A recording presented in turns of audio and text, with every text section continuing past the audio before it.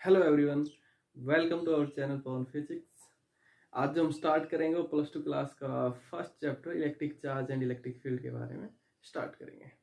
Mostly book में इसको electrostatics के नाम से भी लिखा जाता है, वो सब हम बताएंगे क्यों नाम दिया गया इसको इलेक्ट्रोस्टैटिक्स का। पहले हम इलेक्ट्रोस्टैटिक को समझते हैं।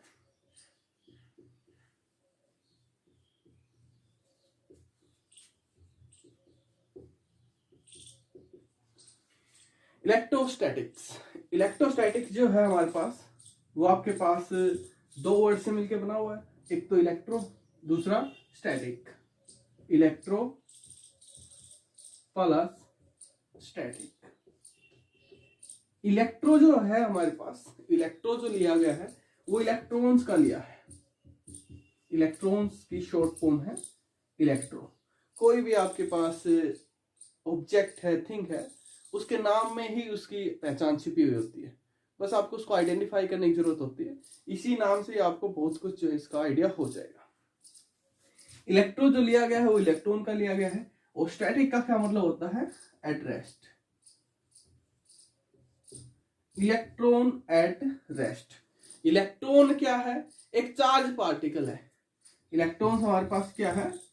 चार्ज पार्टिकल है। चार्ज पार्टिकल होता क्या है, चार्ज क्या होता है, ये सब हम इस चैप्टर के अंदर स्टडी करेंगे। हमारा नाम है इलेक्ट्रिक चार्ज एंड फील्ड। तो हमारे पास इलेक्ट्रोस्टैटिक फिजिक्स की वो ब्रांच है जो इलेक्ट्रॉन्स जिस टाइम पे रेस्ट पे होता है। अब हम सिर्फ इसके अंदर इलेक्ट्रॉन के बारे में स्टडी नहीं करेंगे। इलेक्ट्रॉन जो सिर्फ रिप्रेजेंट कर रहा है हमें किसके लिए? चार्ज पार्टिकल के लिए। अब हमारे पास जो चार्ज पार्टिकल जो होता है वो प्रोटॉन भी होता है, इलेक्ट्रॉन भी होता है, अल्फा पार्टिकल्स भी होते हैं। ये आपके पास जितने भी चार्ज पार्टिकल है, इन सभी के बारे में इलेक्ट्रोस्टैटिक डिस्कस करती है। किस टाइम पे? जिस टाइम पे ये आपके पास रेस्ट पे होते हैं उस टाइम पे। Electrostatic is the branch of physics which is the branch of physics which study the properties of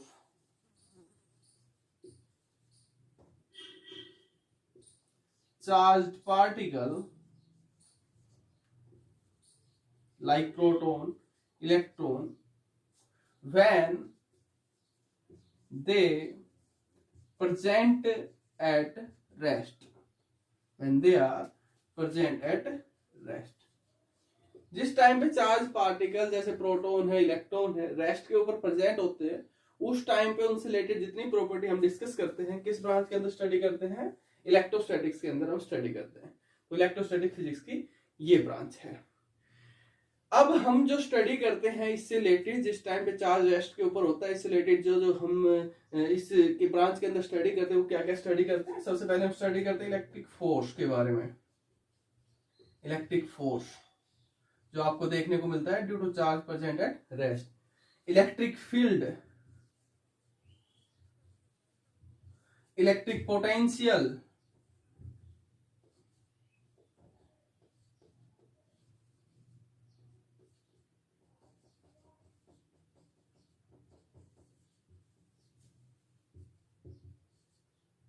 तो जिस टाइम पे चार्ज पार्टिकल रेस्ट पे प्रेजेंट होता है उस टाइम पे हमें ये प्रॉपर्टी उससे रिलेटेड जो है देखने को मिलती है।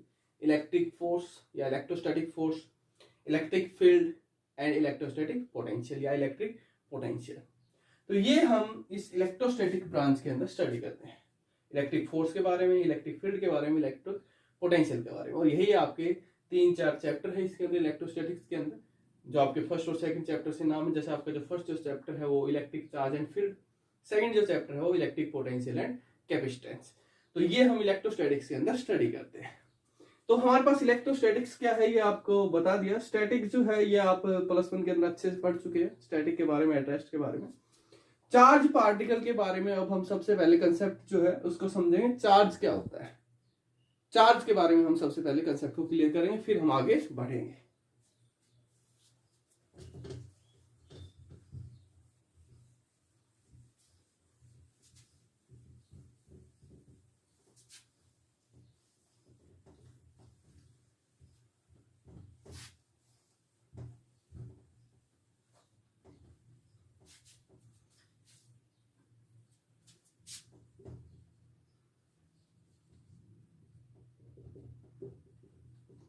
चार्ज है क्या एक्चुअल में dear student? Charge is the number of transfer of electron from one atom to another atom. अगर हम सिंपल वर्ड्स में अगर हम इसको नाम दें, चार्ज को डिफाइन करें, number of transfer of electron from one object to another object, और you can call it one atom to another atom. Charge simple word में क्या है? एक एटम का दूसरे एटम में इलेक्ट्रॉन का ट्रांसफर होना चार्ज कहलाता है, या एक एटम से दूसरे एटम में इलेक्ट्रॉन का ट्रांसफर होना चार्ज कहलाता है। एक्चुअल में ऑब्जेक्ट जो है, ऑब्जेक्ट है आपके पास कोई भी सब्सटेंस है, उसकी स्मॉलेस्ट यूनिट जो है वो आपके पास क्या होती है? एटम होती है। तो आप ऑब्जेक्ट्स के बारे में कहे चाहे एटम के बारे में कहे, एक ही बात है। ऑब्जेक्ट्स में से इलेक्ट्रॉन ट्रांसफर हो रहे हैं या एटम में से इलेक्ट्रॉन ट्रांसफर हो रहे हैं, एक ही बात है। अब इसको थोड़ा सा समझते हैं। सबसे पहले तो एग्जाम्पल से, जैसे आपने बहुत सारे एग्जाम्पल स्टडी किए होंगे बुक के अंदर भी। जब आप किसी ग्लास रोड को सिल्क क्लॉथ के साथ रब करते हो, जब आप किसी ग्लास रोड को सिल्क क्लॉथ के साथ रब करते हो, उस टाइम पे glass rod get positively charge, इसके ऊपर पॉजिटिव चार्ज आ जाता है, सिल्क क्लॉथ पे नेगेटिव चार्ज आ जाता है। जब आप किसी प्लास्टिक रोड को फर के साथ जब आप रब करते हो तो प्लास्टिक रोड पे नेगेटिव चार्ज आ जाता है, फर पे आपके पास पॉजिटिव चार्ज आ जाता है। एक्चुअल में चार्ज है क्या? ये negative charge, positive charge actual में होता क्या है? ये तो ठीक है, ग्लास रोड को जब आपने सिल्क क्लॉथ के साथ रब किया तो ग्लास रोड पे चार्ज आ गया पॉजिटिव, इस पे चार्ज आ गया पॉजिटिव। जब प्लास्टिक रोड को फर के साथ रब किया तो प्लास्टिक रोड पे चार्ज आ गया negative, it get positively charged, it get negatively charged. But what is the actual meaning of charge? Charge का मीनिंग क्या है? ये पॉजिटिव नेगेटिव होता क्या है? एक्चुअल में क्या है डियर स्टूडेंट्स, यहां पर चार्ज का मीनिंग क्या है? यहां पर एक ऑब्जेक्ट से दूसरे ऑब्जेक्ट में नंबर ऑफ इलेक्ट्रॉन ट्रांसफर हो रहे हैं। यहां से जब आप ग्लास रोड को सिल्क क्लॉथ के साथ रब करते हो तो यहां पर इन दोनों ऑब्जेक्ट्स के बीच में नंबर ऑफ इलेक्ट्रॉन जो ट्रांसफर हो रहे हैं। सेम ऐसे ही जब आप प्लास्टिक रोड को फर के साथ रब करते हो, उस टाइम पे भी नंबर ऑफ इलेक्ट्रॉन यहाँ पर ट्रांसफर हो रहे हैं, जिसकी वजह से यहाँ पर एक बॉडी या दूसरी बॉडी जो है, एक बॉडी नेगेटिव चार्ज हो जाती है, दूसरी बॉडी या दूसरा ऑब्जेक्ट जो है वो पॉजिटिव चार्ज हो जाता है। नेगेटिव चार्ज कौन सा होता है? पॉजिटिव चार्ज कौन सा होता है? जिस ऑब्जेक्ट ने इलेक्ट्रॉन्स को डोनेट किया है, जिस ऑब्जेक्ट ने इलेक्ट्रॉन को दान कर दिया है, डोनेट कर दिया है, उस ऑब्जेक्ट के ऊपर चार्ज आ जाता है पॉजिटिव। जो ऑब्जेक्ट इलेक्ट्रॉन ले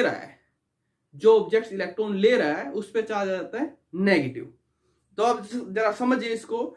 जब आपने ग्लास रोड को रब किया सिल्क क्लॉथ के साथ तो ग्लास रोड पे चार्ज आया कैसा? पॉजिटिव चार्ज आने का क्या मतलब है? ग्लास रोड ने अपने इलेक्ट्रॉन वहां से डोनेट कर दिए, ग्लास रोड ने अपने इलेक्ट्रॉन जो है वो डोनेट कर दिए, जिसकी वजह से इसके ऊपर चार्ज आया पॉजिटिव का। सिल्क क्लॉथ ने उन इलेक्ट्रॉन्स को ले लिया, जिसकी वजह से उसके ऊपर चार्ज आया नेगेटिव का। सेम ऐसे ही जब आप प्लास्टिक रोड को फर के साथ रब करते हैं, उस टाइम पे क्या होता है? Plastic rod gets negatively charge. Negatively charge का क्या मतलब है? इसने इलेक्ट्रॉन्स को गेन कर लिया, ले लिया, इसने इलेक्ट्रॉन को गेन कर लिया। तो जो ऑब्जेक्ट इलेक्ट्रॉन को ट्रांसफर कर रहा है, डोनेट कर रहा है, उसके ऊपर तो आ जाता है चार्ज पॉजिटिव, या हम कह देते हैं it body it objects gate positive charge. और जो ऑब्जेक्ट नंबर ऑफ इलेक्ट्रॉन को गेन कर रहा है, एक्सेप्ट कर रहा है, उसके ऊपर चार्ज आता है नेगेटिवली चार्ज, या हम बोल देते हैं इट गेट नेगेटिवली चार्ज्ड। कैसे? एक और एग्जांपल समझने की कोशिश करते हैं। जैसे मान लीजिए आपके पास कार्बन का एटम है 6C12, atomic number 6, mass number 12। यहां पर जो नंबर ऑफ प्रोटॉन्स जो है, इसमें नंबर ऑफ प्रोटॉन्स जो है वो कार्बन एटम में कितने हैं? 6 है। नंबर ऑफ इलेक्ट्रॉन्स कितने हैं कार्बन एटम में? वो भी 6 है। और नंबर ऑफ न्यूट्रॉन कितने हैं? वो भी 6 है। नंबर ऑफ न्यूट्रॉन्स भी कितने हैं? ये भी आपके पास 6 है। तो जब आप इसकी इलेक्ट्रॉनिक सेल जब आप इसको अरेंज करते हो, इस टाइप से अरेंज करते हो आप,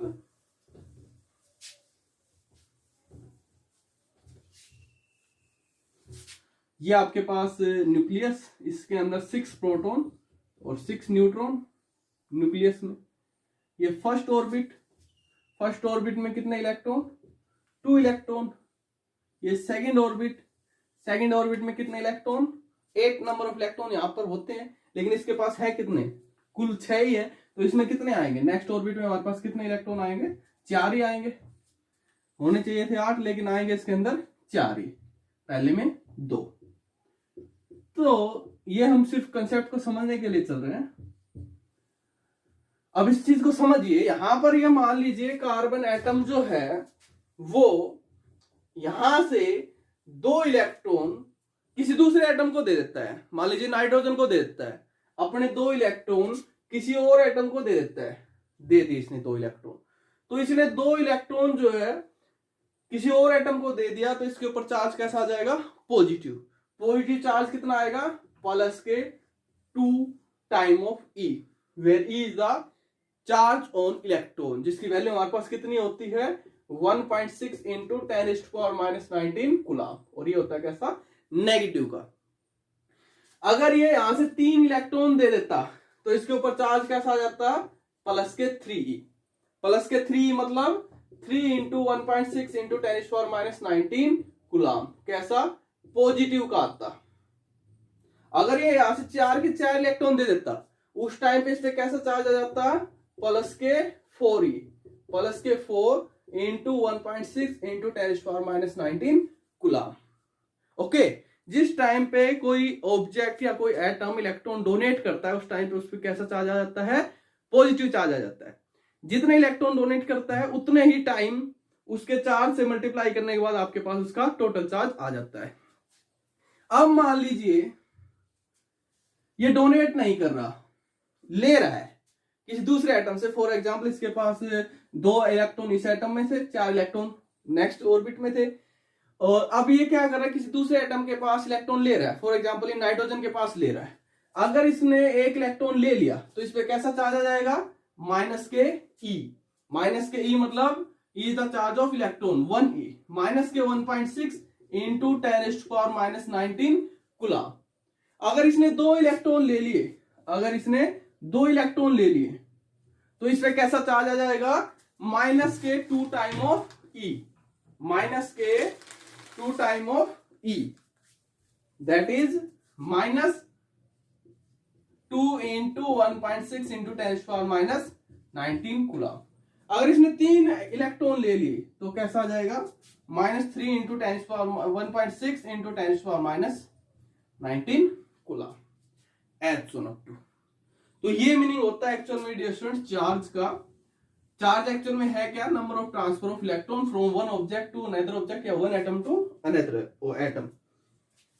जो ऑब्जेक्ट इलेक्ट्रॉन को डोनेट करता है उस पर पॉजिटिव चार्ज, जो एटम इलेक्ट्रॉन को गेन करता है उस पर नेगेटिव चार्ज हमारे पास आ जाता है।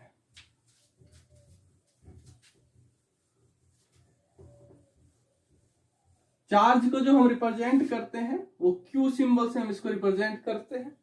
क्यू जो है वो इसका सिंबल है चार्ज को रिप्रेजेंट करने का। चार्ज जो है बहुत ज्यादा स्टडी करने के बाद आप ये जो भी कुछ आपको पता लगा, हमें क्या पता लगा? चार्ज जो 2 टाइप का होता है, एक तो पॉजिटिव चार्ज और दूसरा नेगेटिव चार्ज।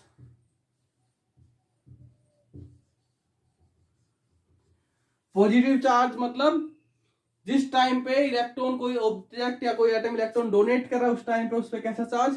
Positive charge. जिस टाइम पे कोई एटम या ऑब्जेक्ट इलेक्ट्रॉन को एक्सेप्ट कर रहा है उस टाइम पे उसका कैसा चार्ज?